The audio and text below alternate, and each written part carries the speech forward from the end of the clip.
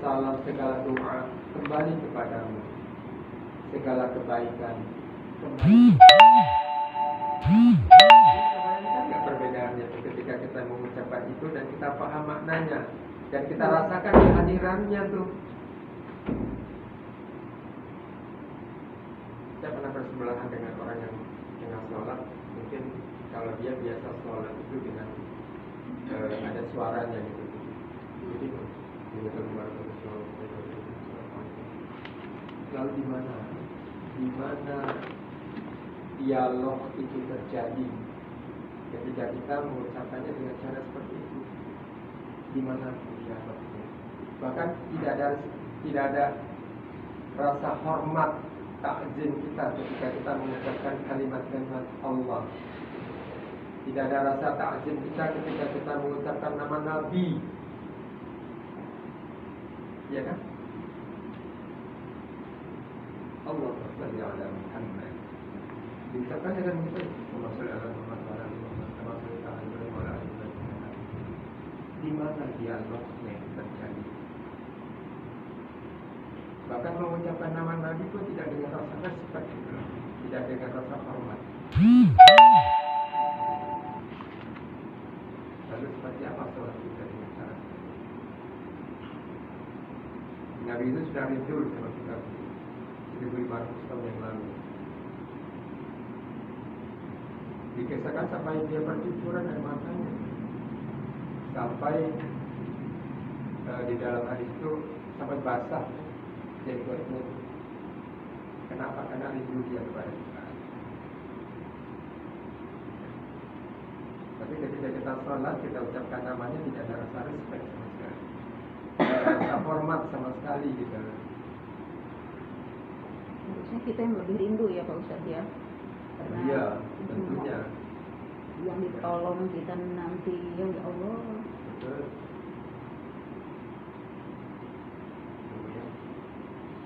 Jadi mulailah mungkin dengan sholat kita, mudah-mudahan dengan cara seperti itu tercapai apa yang Allah harapkan dari sholat itu untuk kita. Kebaikan kita ke Allah sebenarnya nggak perlu dengan sholat kita, nggak perlu dengan sholat kita. Itu kebaikan untuk diri kita sendiri. Yang mudah-mudahan dengan amal itu, turun rahmat Allah kepada kita. Kan dikatakan kita masuk surga bukan karena amal kita, tapi karena rahmat Allah, karena kasih sayang Allah. Mudah-mudahan dengan amal yang kalian lakukan, yang kau tujukan hanya untukku, untuk Allah saja, maka rahmat itu turun kepadamu. Aku selamatkan kau dari siksa api neraka. Gitu. Jadi lakukan hal yang terbaik di dalam amal kita, dan tujukan itu hanya kepada Allah saja. Jadi hal-hal yang kecil, ya dari memperbaiki bacaan salat.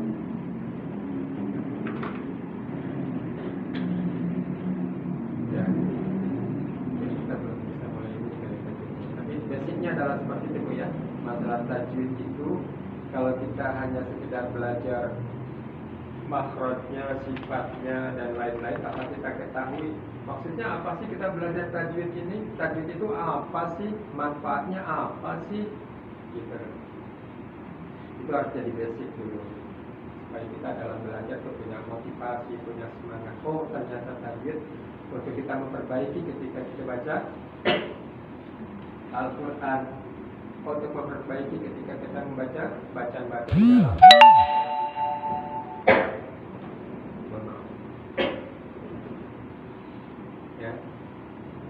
Jadi mungkin nanti kita belajar bacaan sholat, beriringan dengan itu kita bahas kembali hal-hal yang berkaitan dengan tajwid ya, insyaallah. Jadi seragam. Karena kalau baca Quran mungkin entah kalau mau seragam juga nggak apa-apa, bacaan yang sama misalnya kita baca bareng-bareng, kemudian kita bahas tajwidnya. Atau mungkin baca dan ibu, saya sudah sampai sini nih, tolong saya akan baca dan tolong dikoreksi. Bisa juga seperti itu. Tinggal diatur aja yang terbaik bagaimana. Ya, mungkin kita mulai dari bacaan sholat dulu ya. Dari surat Al-Fatihah, kemudian surat-surat yang biasa kita baca, yang tadi saya bilang surat-surat pendek. surat-surat pendek aja kadang-kadang kita sudah hafal puluhan tahun, Bu. Mungkin dari selesai kita SD sudah hafal gitu. Tapi ketika dibaca kembali, oh ternyata salah ya bacanya ya gitu. Yang pendeknya aja kadang-kadang. Kita sering baca kalau dalam surat An-Nas, qul a'udzu birabbin nas, malikin nas, ilahin nas, seperti itu baca. Padahal tidak boleh dibaca seperti itu. Ya. Qul a'udzu birabbin nas. Ada gunnah di situ, ada nun tasdid. Dan ketika kita berhenti baca di situ maka berlaku mad arid disukun. Ya, mad arid disukun. Masih ingat mad arid disukun? Masih ingat? Mat tobi'i diikuti huruf Dan namanya sukun arid, Bu. Kenapa dikatakan sukun arid? Karena di situ dia bukan sukun asli. Ya. Bi rabbin nas, Ibu bisa lihat ya, nas sinnya di situ ada harokatnya, Bu. Bukan ada sukun. Harokatnya apa, Bu? Kasrah ya. Nasi gitu ya. Nah, ketika kita berhenti baca di situ, maka dia menjadi sukun arid. Apa itu sukun arid? Bukan sukun asli. Ya, maksudnya dibaca si, tapi kemudian karena kita berhenti baca, maka dia dimatikan di situ, kita wafatkan di situ, kita sakinahkan di situ. Maka jadilah dia namanya mad arid disukun. Memang boleh dibaca dua ketikan. Qul a'udzu birabbin nas. Itu boleh. 4 ketukan boleh. Nas. Boleh. 6 ketukan dianjurkan karena sebagian besar ulama berpendapat itu sebaiknya dibaca dengan 6 ketukan. Bi rabbin nas. 6 ketukan. Ya. Gitu. Pak, kalau ngasih tahu saya sebetulnya baru hari ini baru mulai dengan Iya, masih belum tahu. Oh ya, nggak apa-apa Ibu, insyaallah. Kita belajar sama-sama. Saya bawa buku banyak gitu, karena saya juga datang untuk belajar. Gitu.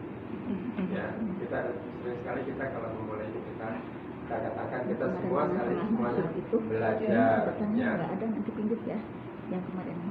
Nah, kalau saya sebulan. fotokopian Senin. Iya, mencoba nanti dipinjam. memberikan pelajaran tentang tajwid, saya selalu memulai dari yang mudah dulu. Koyah kan?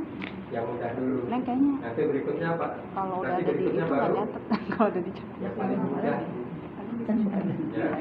Itunya kan nggak ada, karena selisih ada mungkin. Kita Nanti awali deh, dengan nanti yang ya, mudah, Neng yang siapin mudah. ya. Dan yang Berikutnya nanti kopi kepada yang Neng aja yang nyiapin. paling mudah, yang lebih mudah lagi. Insyaallah. Supaya tidak ada kata-kata sukar, Bu. Ya, insyaallah. Jadi stigma di dalam pikiran kita susah juga. Ya, kan? Insyaallah. Ya, mungkin pertemuan kita pertama mungkin itu dulu, atau ada yang mungkin Ibu tanyakan sebelumnya? Ustaz, Jadwalnya berubah ini ya, jadi Kamis. ya, kita kan berusaha menghafal surah-surah pendek. Tapi mungkin artinya kita belum begitu ini ya. Apa lebih baik kita membaca yang kita udah yakin artinya, atau kita kan udah berusaha juga membaca surat-surat pendek yang agak panjangan dikit supaya bervariasi, jangan itu aja yang dibaca terus. Iya. Nah itu sebaiknya apa benar yang memang kita udah hafal benar yang udah ini, apa kita boleh dibaca waktu sholat sunnah misalnya, waktu sholat sunnah. Ya, jadi di dalam sholat itu bacalah bacaan yang sudah tahu hafal, sehingga tidak terjadi syak, tidak terjadi keraguan di dalam membacanya. Ya. Nah, kalau kita sudah hafal, sekarang kita lihat nih hafalan kita betul enggak? Ya, apakah sudah saya baca sin atau malah saya baca ta? Salah tuh. Ya, apakah saya harus baca pendek? Ternyata saya baca panjang. Nah, itu lagi diperiksa lagi. Surat-surat pendek yang memang lebih baik kita lihat dulu yang sudah kita hafal dulu ya. Yang sudah kita hafal, kita lihat lagi huruf-hurufnya sudah benar nggak sih kita baca, panjang pendeknya sudah benar nggak sih kita baca, sehingga di dalam sholat tidak timbul lagi keraguan. Ya, ini sin pas, ini sin atau pas sih? Panjang atau pendek sih di dalam sholat, jadi berdialognya tentang hal-hal yang itu. Ya. Ya tadi ya surat-surat pendek. An-Nas, nggak apa-apa lah, Al-Falaq, Al-Ikhlas, Al-Lahab. Tapi sudah benar kita yakin. Itu saja Bu yang mungkin yang memang yang kita kuasai terlebih dahulu lah, ya. Tapi kita lihat lagi sekarang, kita koreksi lagi. Kemudian bertahap, kalau sudah kita betul cara membacanya, apa sih artinya, sehingga di dalam sholat kita bisa tadi tercapai apa yang kita inginkan, dialog kita kepada Allah. Ya. Kalau saya tuh sekarang ngilangin keraguan, Pak Ustadz suka sebelum sholat tuh saya baca dulu Quran, mau baca surat apa nih gitu. Dua surat itu misalnya surat Yuhur, dua surat itu saya baca dulu, perhatiin dulu, nanti sesudah sholat saya buka lagi gitu kan, bener nggak tadi, tapi masih ada yang salah gitu kan. Ya, itu nanti itu lagi, jadi itu cara yang ya triknya seperti itu, karena kita selama ini dari dulu yang penting akal gitu kan, ada surat yang panjang kita apa, tapi kita nggak tahu dalamnya gitu. Jadi sekarang ininya begitu, saya tuh baru ini aja baru kepikir, oh iya ya, kenapa mesti apa yang panjang-panjang tapi yang pendek aja belum tentu betul. Jadi mulai lagi tuh saya tuh lagi dari ya mau sholat baca dulu ini dua surat, terus udah sholat saya buka lagi, oh tadi ini masih salah gitu, seperti Iya, itu. betul. Ya, salah satu diantaranya itu dengan surat yang pendek, kemudian kita koreksi kembali bacaan kita. Ya, sudah kita kuasai, lalu kita lihat kembali dan kita koreksi bacaan itu. Jadi memang perlu pembiasaan, karena itu sudah habit Bu ya, sudah puluhan tahun dengan cara membaca seperti itu. Kemudian sekarang kita rubah nih dengan cara membaca yang benar. Oh ternyata yang Birobin Nas itu saya salah bacanya, saya harus baca dengan ditahan pada nun tasdidnya. Birobin Nas, Malikin Nas. Oh biasa saya Malikin Nas, Ilahin Nas. Nah, itu kan sudah kebiasaan puluhan tahun Bu dengan cara seperti itu. Nah sekarang dengan surat yang pendek, jangan semuanya Ibu perhatikan. Saya coba fokus pada nun tasdid saja nih. Ya, ingat gitu. Ya, satu itu dulu deh. Kalau kita nanti dalam pembahasan tajwid, setiap kali kita bahas satu masalah, coba dalam satu minggu itu Ibu ulang-ulang terus. Gitu. Kalau nggak diulang-ulang, tambah lagi masalah baru yang kita pelajari, tambah lagi menjadi semakin bingung. Nanti kita mulainya dari mana sih? Gitu. Ya, misalnya tadi kita belajar nun tasdid. Oh, contohnya di mana? Surat An-Nas. Oh, belajar di situ. Cara membacanya seperti ini, terus dijadikan kebiasaan. Gitu itu ya. Satu lagi Pak Ustaz nanya, misalnya kita sholat dalam 4 rakaat. Di dalam 4 rakaat itu kita baca misalnya Al-Ikhlas 2 kali dibaca gitu. Sholatnya sah nggak? Insya Allah kalau dari sahnya iya Bu. Ya, jadi Rasulullah mencontohkan memang di dalam 2 rakaat pertama itu setelah surat Al-Fatihah kita baca surat Al-Quran. Ya ada memang kalau mengikuti contoh Rasulullah surat yang biasa dibaca kalau surat subuh ini surat zuhur ini. Tapi ya kemampuan kita mungkin berbeda. Ya boleh saja apa yang Ibu baca yang Ibu mampu, Ibu yang kuasa itu aja dibaca nggak apa-apa. Ya. Tapi sekarang mulai diperbaiki, mulai dilihat lagi hafalannya ini sudah betul nggak sih hurufnya, sudah betul nggak sih panjang pendeknya, gitu. Ya, sambil terus mencoba mungkin menambah lagi hafalan yang lain. Keajaiban Al-Quran itu ya Bu ya, kan kita ada keponakan tuh 7 tahun, Fadian anaknya Fadli. Bacanya sudah hafal surat An-Naba itu sudah hafal Bu, dan bacanya hampir sebagian besar. Betul gitu loh. Tapi ketika kita tunjukkan baca ini nggak bisa. Dia belum tahu huruf. Ini kami bisa. Belum tahu Hanya dengan huruf. mendengar gitu. Iya, Tapi betul. dapat masuk mengucap dalam hati gitu.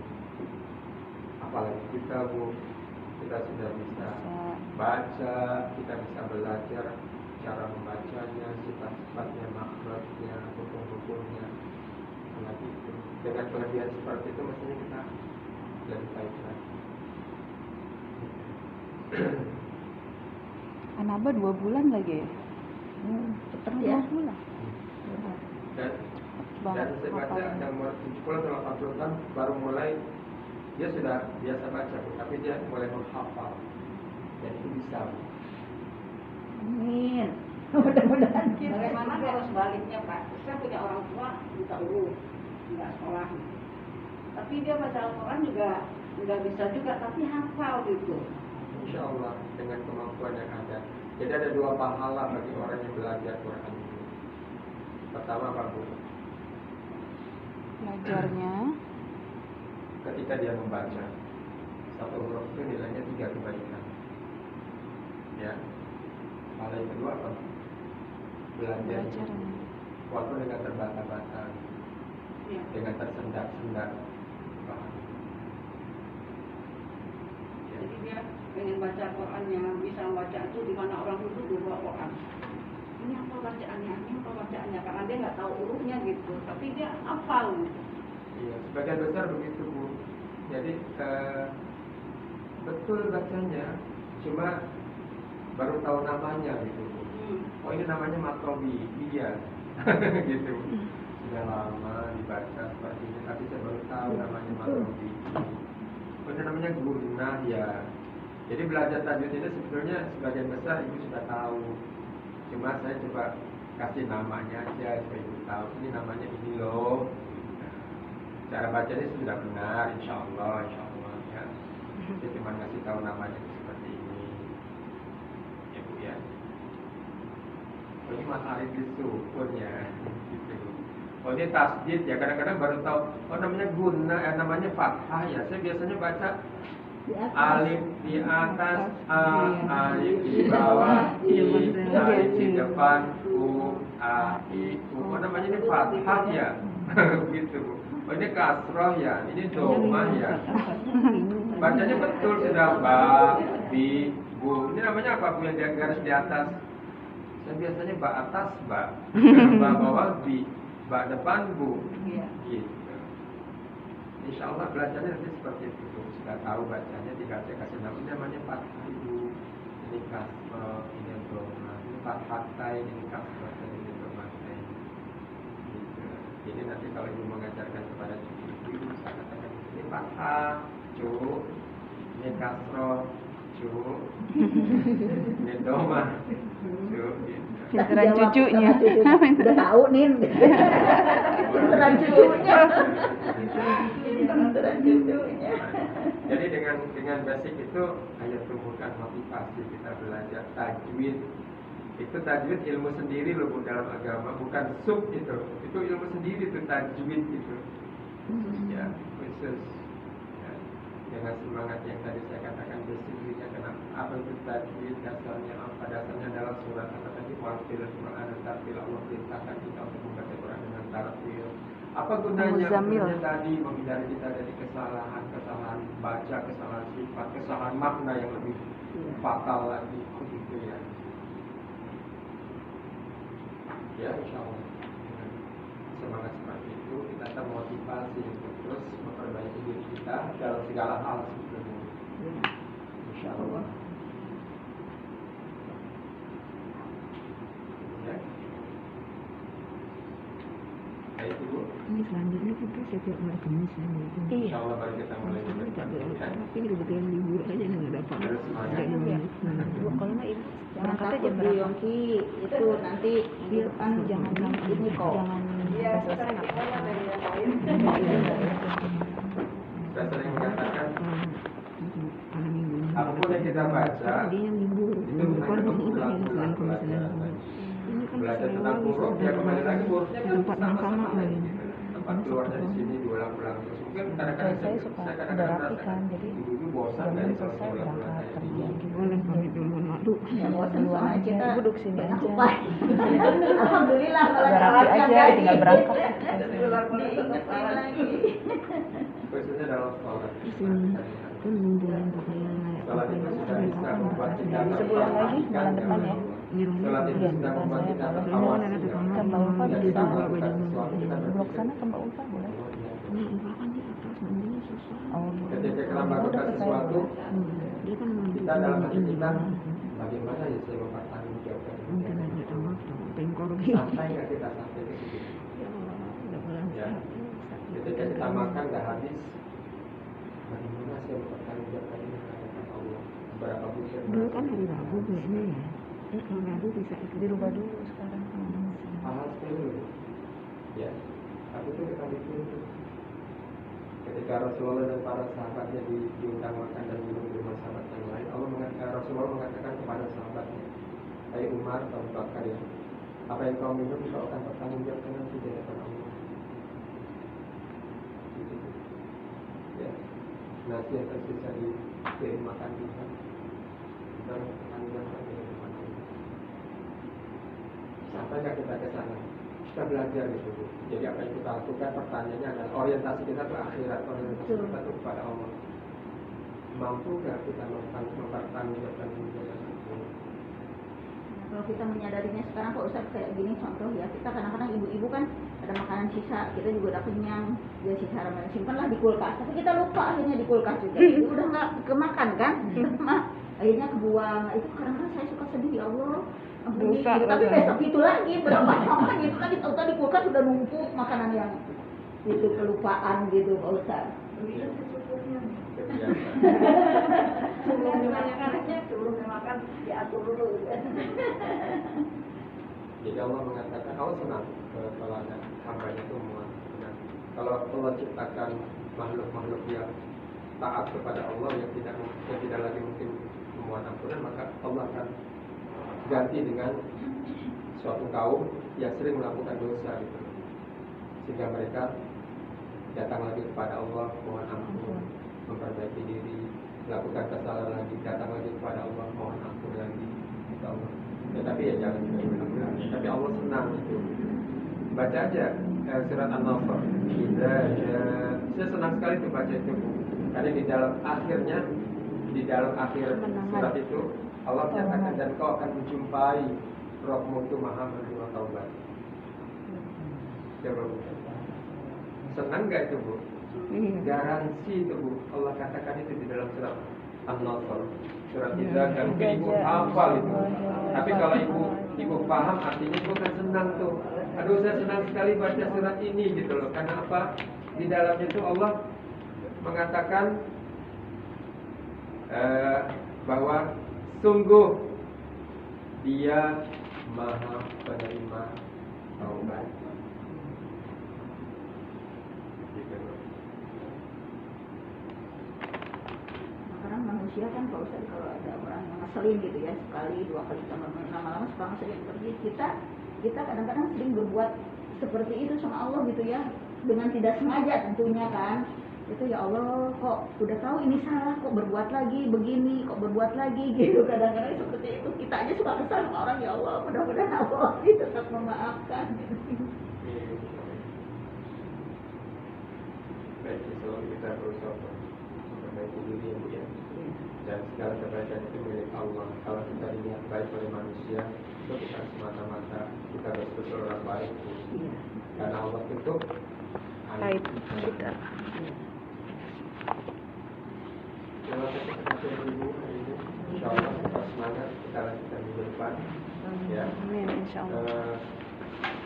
Mungkin disepakati apa yang mau didahulukan kita pelajari, dan nanti pembahasannya akan seragam. Ya. Insya Allah. Kita tutup dengan hamdalah.